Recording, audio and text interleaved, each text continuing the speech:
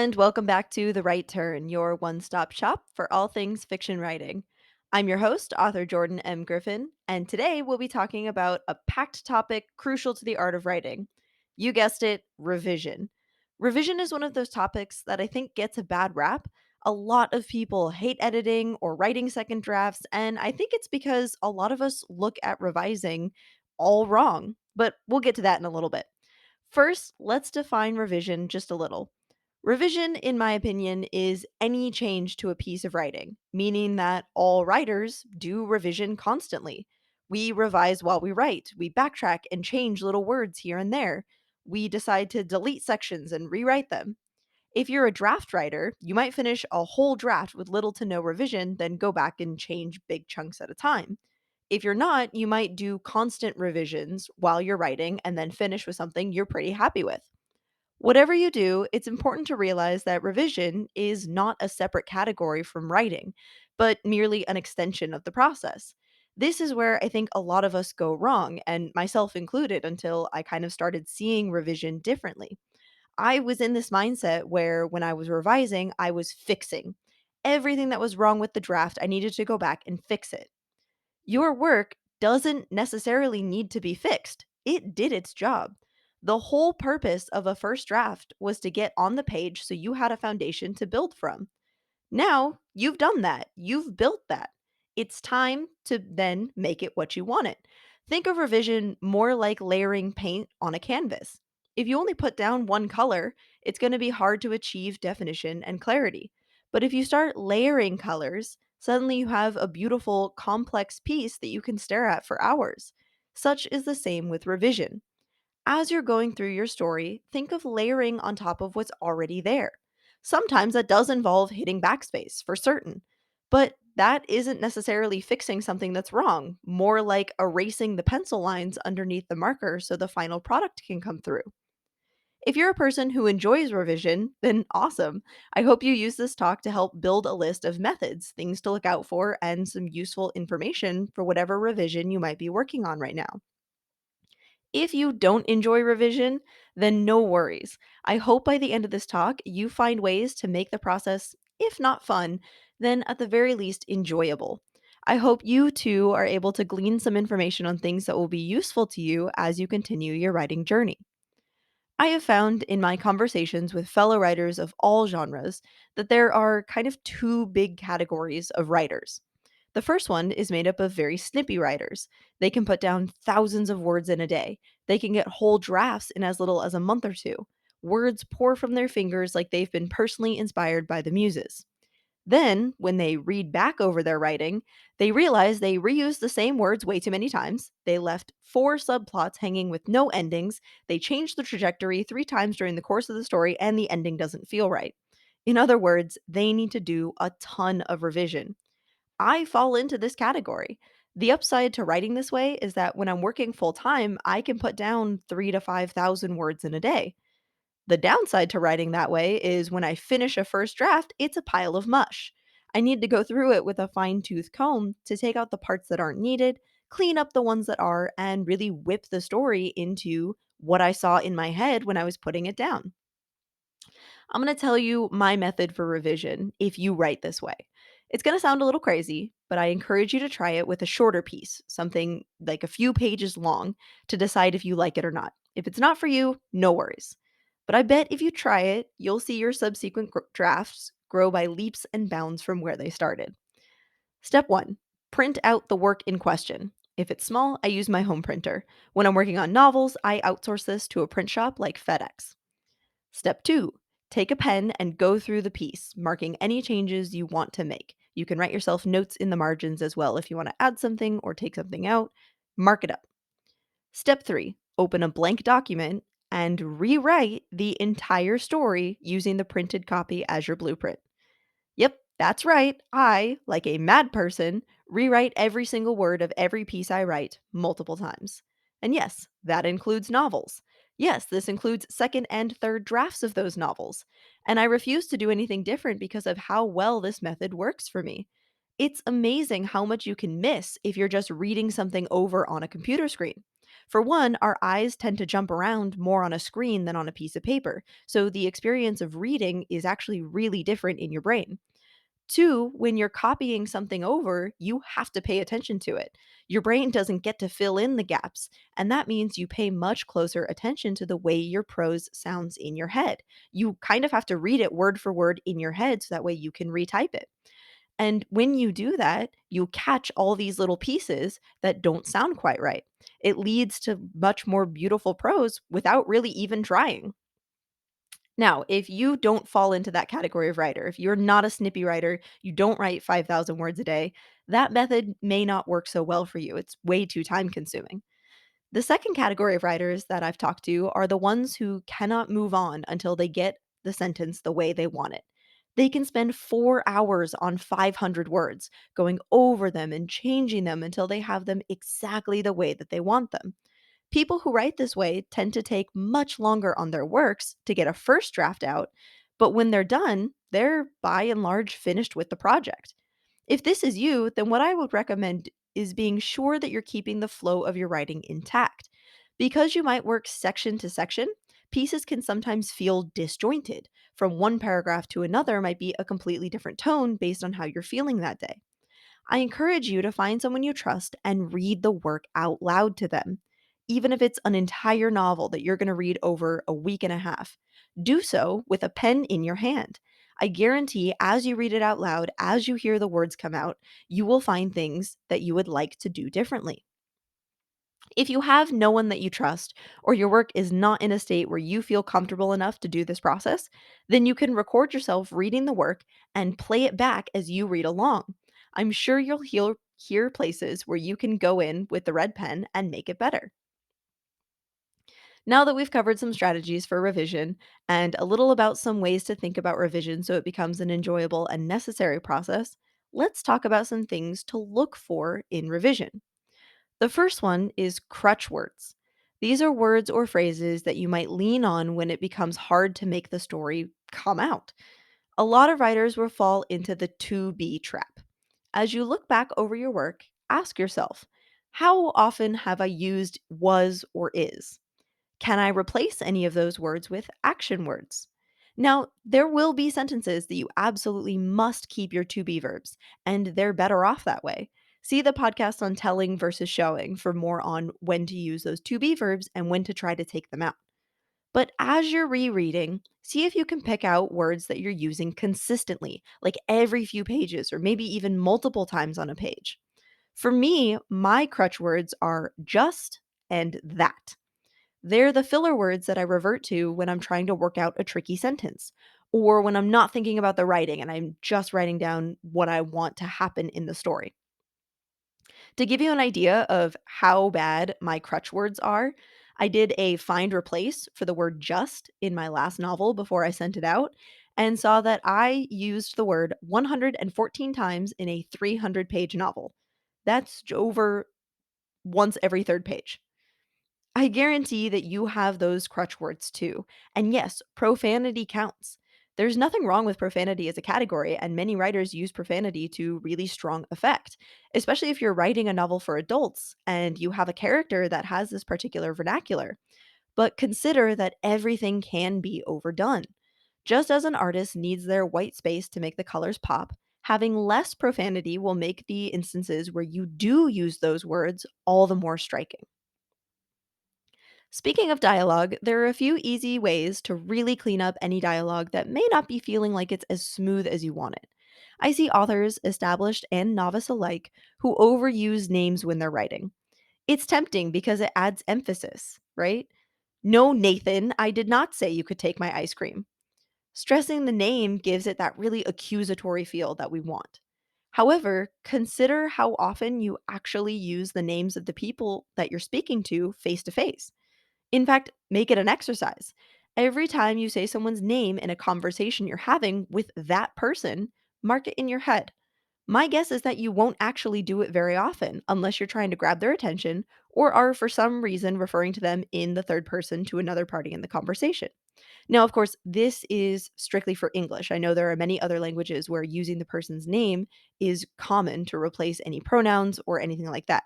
But for English, do consider Try to use the characters' names less when you're writing dialogue. Instead, I encourage you to focus on your dialogue tags. Not only will it help you keep track of who's speaking, it opens up your scene to a whole lot of extra information and movement. Consider the difference between these two short snippets. The first will not contain any dialogue tags. See how you visualize that. Versus the second, which will contain every name in the dialogue tags, and see how different those two visuals are. Hey, Caleb, did you do the math homework? No, sorry, Rebecca. I got swamped with English. I didn't have time. No problem. I know you've got a lot going on at home. Thanks, Rebecca. I can give you the English if you need it. No, that's okay, Caleb. I've got it. Is your head spinning yet? Too many names, right? No one talks like that. And yet, this is only a slight exaggeration from what I see a lot, even in published works.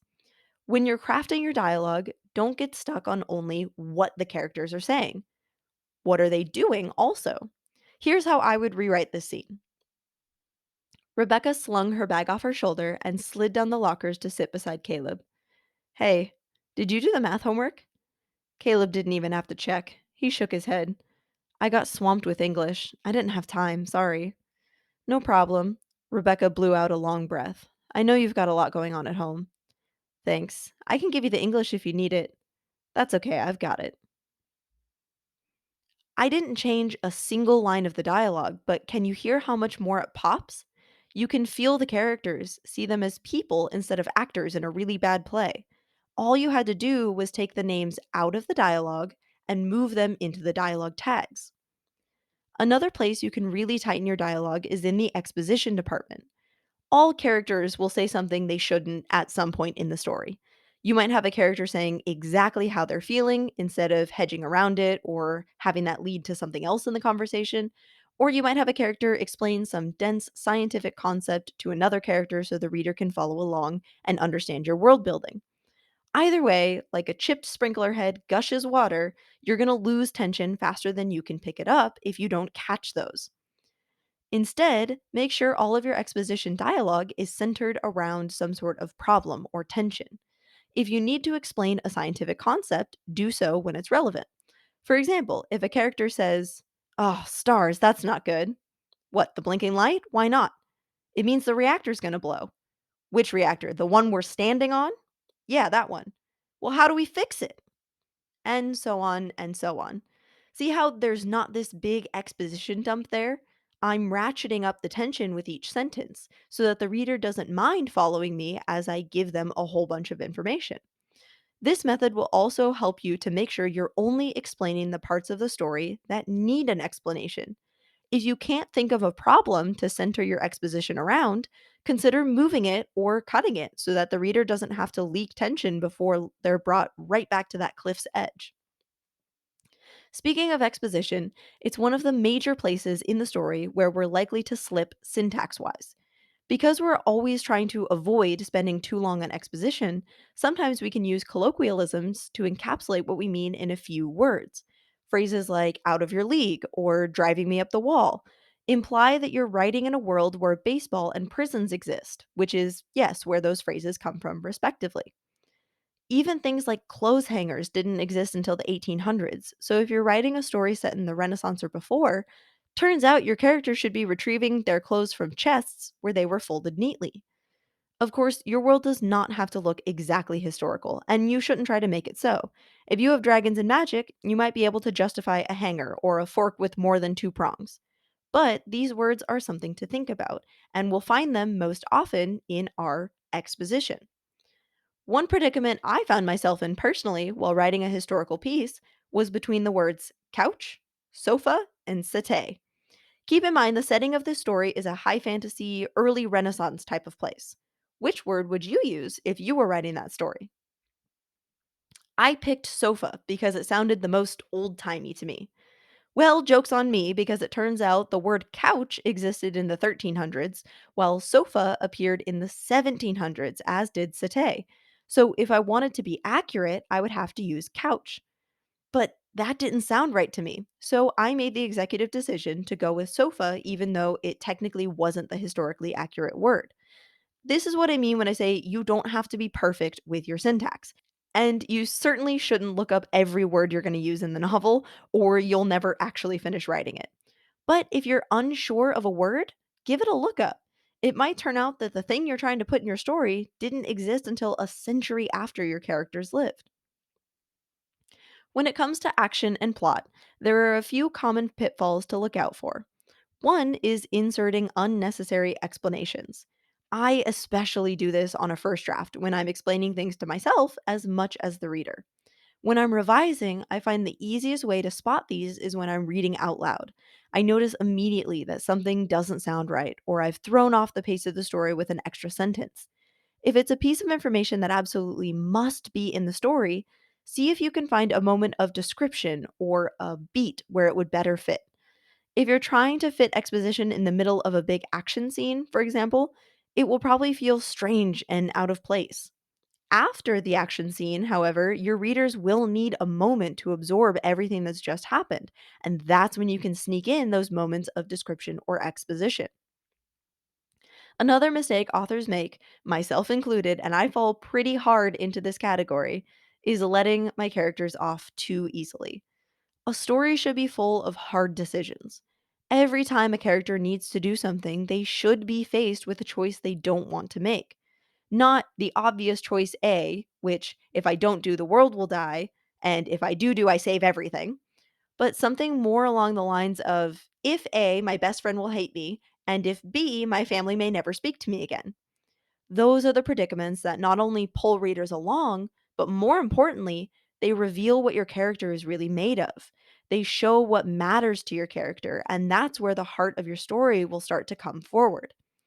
If I find I'm getting the sense as I go through a first draft that my character is spending a lot of time safely tucked into a refuge and planning their next move with a full belly and their head safely resting on a pillow, then I know I need to up my stakes. This was a major problem in the story that I'm currently revising. When I gave it to the first reader, the very first thing they said to me was, I can tell you like this character because you're scared of letting anything happen to her. I can see your hand in the story by every time she escapes without a scratch. Let her decisions affect her. Let her people get hurt and let them turn away from her. If you protect her from her own story, why write it in the first place? At the time, it felt like really harsh advice. It felt like I needed to redo every single thing that I had done, and I'll be honest, it took me almost a year after hearing that to understand exactly what that person was saying. Once I saw it though, I couldn't unsee it. I realized that yes, I absolutely needed to let this character make the mistakes she was going to make. Some of them weren't even mistakes, but intentional decisions that were defense mechanisms this character had. She would push others away from her before they could hurt her. This one might be hard to see at first, but there's a good metric I use in my stories now. By about the halfway point, there should be no more rest for your character. That's not to say they can't have moments where they're happy and surrounded by friends. That can absolutely happen. You need these lulls in the tension. But in the back of their mind should always be the problem they're trying to solve. Every move, every decision should be made with that in mind. As the tension increases in the story, so too should the stress the character is under. Even literary fiction follows that rule. There comes a point where the conflict between the mother and father, or sisters, or whoever it is, cannot be brushed aside. They can no longer have a normal conversation about taking the kids to soccer practice. The tension must increase and place the characters in tighter and tighter squeezes as it does. In this vein, I have a personal pet peeve that I see all the time in just about every book and TV show and movie that exists in the universe: the dreaded love triangle. Now, don't get me wrong, I, like most people on the planet, enjoy a love triangle when it's done well. The tension, the suspense, the knowledge that one person is about to get the relationship of their dreams and the other is going to be crushed like a bug. But not only are love triangles so unhealthy in the way they're portrayed, including stringing two people along and playing with their feelings, and sometimes in some stories, a person dates both of them with no regard to the pain that that causes both parties. And yes, I'm looking at you, Twilight, but they're also usually solved in the worst, most baffling ways that I can imagine. I really hate when there's a love triangle and one character out of nowhere starts acting like a total jerk and saying hurtful things and maybe even doing actual evil deeds if it's a genre fiction story and they fall to the dark side. Especially when that character showed no signs of doing so before book 3, when we've got to start wrapping these things up and whoops, got to choose from the same two generic bad boys for this lady to fall for. It's just the easy way out when the author has decided, well, I don't want to make this character choose. I don't want to make this character hurt one of the other one's feelings. So I'm either going to kill off one person in the love triangle or I'm going to make the other one so undateable that they cannot choose. And that makes it easy. If you're going to put your character in a position where they have to choose romantically between two people, then have them actually choose fairly quickly or lose both of them, like in real life. People do not like to be strung along. And if you're in a position where you're making yourself available and the person that you're going after is not choosing you, but going, oh, I don't know, I just have so many options, then you will rightfully be offended and continue on your merry way. All this is to say that your story should have some intentionality behind it. Protagonists who don't drive their story so much as let it happen to them are the protagonists that are hardest to root for. The protagonist doesn't even have to be likable or do honorable things for the audience to be able to understand and sympathize with them. Remember Macbeth? Homeboy killed his good friend, the king, straight up went crazy, and the audience was enraptured. His wife walked around scrubbing blood off her hands in her sleep. Are you kidding me? The drama. Meanwhile, Hamlet waxes poetic about how to do the right thing, and I genuinely can't remember what happened in half of that play. I'll take Macbeth, the unlikable character, dismantling his life piece by piece before I ever choose a character who does good things on accident. If a character's going to do good things, I want them to struggle with it. I want them to make those decisions and do the hard things and come out on top. A way to see if your story has that kind of intentionality as you're going through your revision process is to look at each major event and ask yourself who caused it. Was it my main character, or is my main character reacting to something that has happened? Your character does not have to be the driving force of every single piece in the story, especially the inciting incident, which should happen to them instead of the other way around. But especially as you near your point of no return, your character should be making active decisions. They should be talking to people and doing things, even if it's something as simple as stealing Bill's snowblower to teach him a lesson. If you do have a coincidence in your story that you can't get away from, and it's a big one, like falling rocks killing half your characters or a big storm disrupting a heist, make sure you give some sort of agency to that event by foreshadowing it before it happens. The audience should know what can happen and what the consequences of that are, so when it does happen, they know what the event means for the characters and they know how to feel about it. Okay, I hope I haven't overwhelmed you with these things to look out for in the second draft, and I hope I've made at least some of the process sound fun. If you, like me, have a perfectionism complex that makes it hard to even start or look at something that you know you're just going to change, let me share with you a phrase I like to repeat to myself whenever I start a revision session. It's already better than it was. Every scene you write, every piece of dialogue you cut, every change that you make is better than the white space that existed before you wrote the story.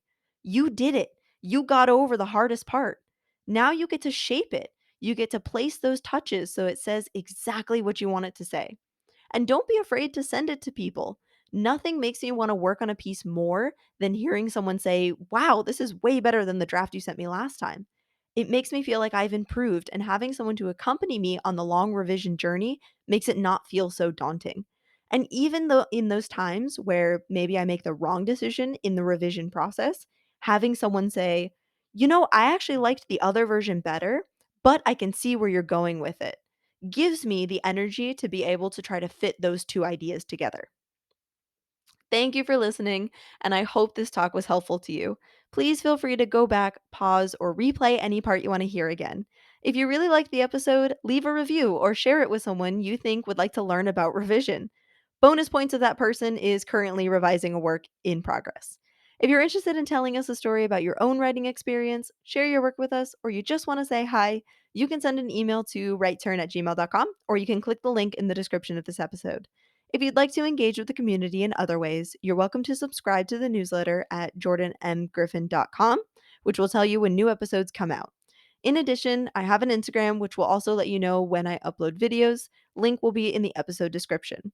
I had been hoping that we would get these episodes out every single week, every Friday, but it looks like we're going to be on every other week for the foreseeable future. I am currently writing the first draft of a new novel and revising another one. So, with all of that, every other week is about as often as I can get these out. So, I hope that you will join us. I hope that you're enjoying these. And as always, I wish you all the best in your own writing. Have a great day. And if it's not a good one, I hope the next one is better. See ya.